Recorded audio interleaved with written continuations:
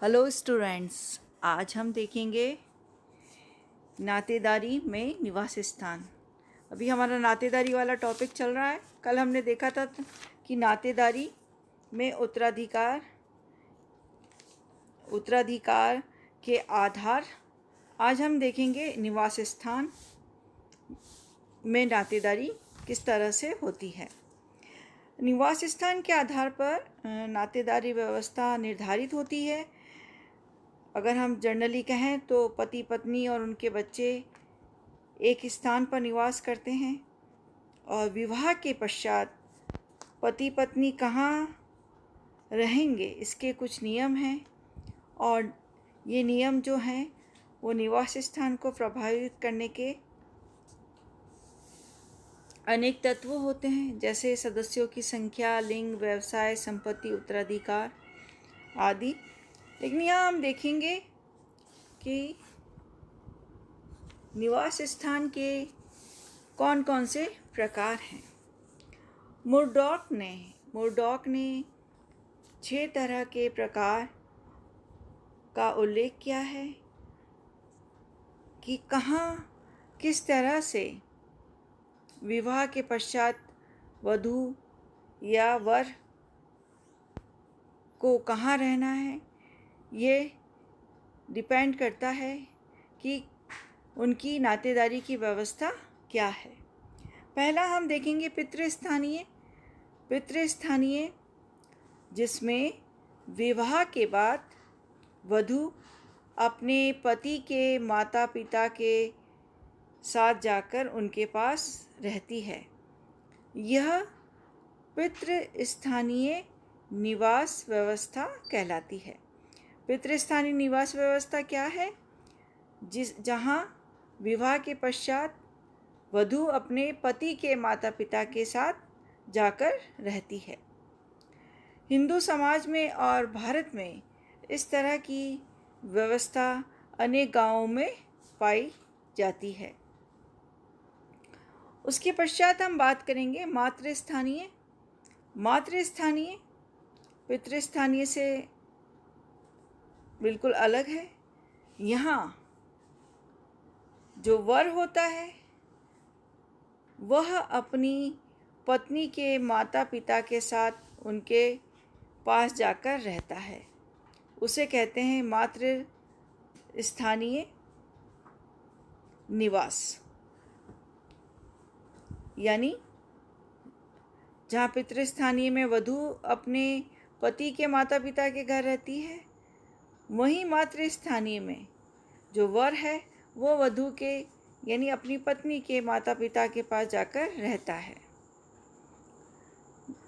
यह जो नातेदारी व्यवस्था है वो मालवार के कुछ समाजों में, विशेषकर खासी और गारो जनजाति में यह प्रथा पाई जाती है। उसके पश्चात हम देखते हैं मातृ और पितृस्थानीय। जैसा कि नाम से विदित होता है कि कुछ समाजों में जो नवदंपति होते हैं वो विवाह के बाद 1 साल यानी जब तक उनके पहले बच्चे का जन्म नहीं होता, वधू के माता पिता के यहाँ जाकर रहते हैं। और जब बच्चे का जन्म हो जाता है तो स्थायी रूप से वापस वर के माता पिता के पास जाकर रहने लगते हैं।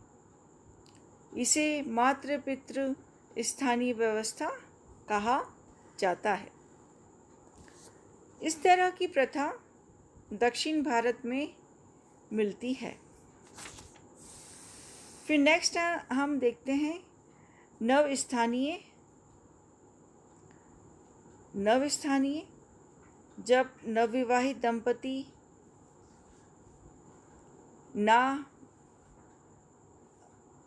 वर के माता पिता के साथ रहता है और ना ही वधू के माता पिता के साथ रहता है, वरन एक नया अपना घर स्थापित करता है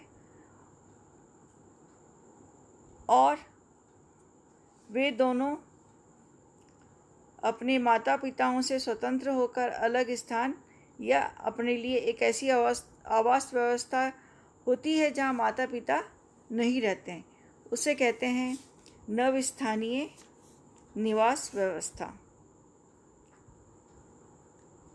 भारतीय ग्रामों में भी, क्योंकि भारतीय ग्रामों में बहुत ज़्यादा आधुनिक परिवर्तन हो रहा है और इन परिवर्तनों के कारण नवस्थानीय व्यवस्था का प्रादुर्भाव होने लगा है। नेक्स्ट हम बात करेंगे मातुल स्थानीय।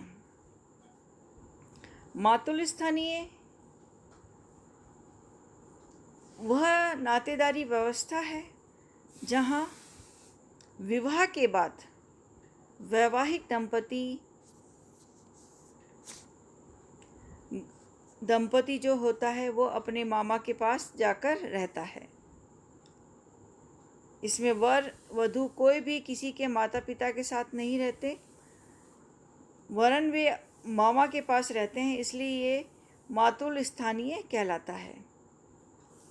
जो टोब्रियांट जनजाति है जो ऑस्ट्रेलिया में पाई जाती है, वहाँ इस तरह की व्यवस्था देखने को मिलती है, इस तरह की प्रथा देखने को मिलती है। उसके पश्चात हम देखेंगे द्विस्थानीय। द्विस्थानीय में हम देखते हैं कि कुछ समाजों में जो विवाहित दंपति को माता या पिता में से किसी एक के यहाँ रहने की अनुमति दी जाती है, उसे द्विस्थानीय निवास स्थान कहा जाता है।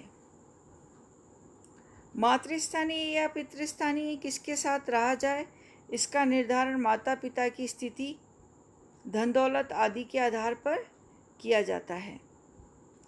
और इसमें हम देखते हैं कि भारत के गांवों में घर जमाई के रूप में इस प्रथा को देखा जाता है। तो आज हमने देखा कि नातेदारी में निवास स्थान के मुरडॉक ने कौन कौन से प्रकार बताए थे।